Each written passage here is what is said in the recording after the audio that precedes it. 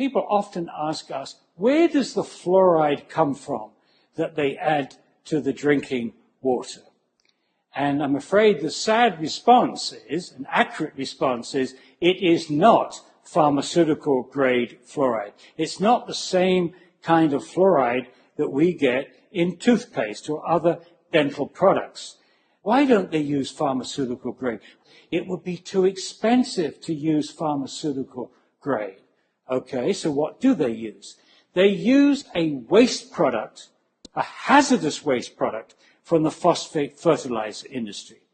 For about 100 years, the process for making soluble phosphate to use as a fertilizer is to take insoluble phosphate rock, dig up that rock, and then add concentrated sulfuric acid.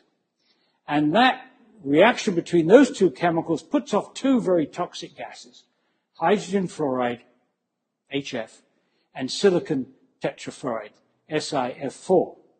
And over the 100 years, many examples of severe poisoning of the local environment. The fluoride gases and dust falls on the grass, the cows eat the grass, it cripples the cows, ruins the teeth, and so on, and the EPA required the phosphate fertilizer industry to put a scrubber on, a spray of water.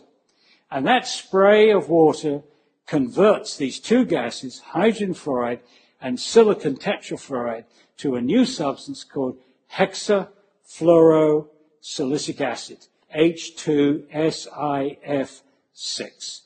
Now, this is where we get to the bizarre point. They can't dump this scrubbing liquor containing hexafluorosilicic acid into the sea by international law. They can't dump it locally because it's far too concentrated and corrosive. But if they sell it to somebody, if somebody is willing to buy this, it becomes a product. Under hazardous waste regulations, if the chemical industry can sell a hazardous waste product, it then becomes a product. And for the chemical industry, that makes sense. And for the EPA, it makes sense for industry to be recycling its toxic chemicals rather than dumping them somewhere. But in this case, it doesn't make sense at all, because it allows the public water suppliers, when they buy this stuff, it becomes a product, then they put it in the drinking water, and we're exposed to it with less oversight than there would be if it was treated as a hazardous waste. There's another issue, that the hexafluorosilicic acid has in it, in the process of making it, other contaminants, arsenic, lead, mercury, even traces of radioactive isotopes. And the question to any decision maker in the public is, do you really want trace amounts of these materials, especially when the EPA says about arsenic and lead, there are no safe levels because they are human carcinogens.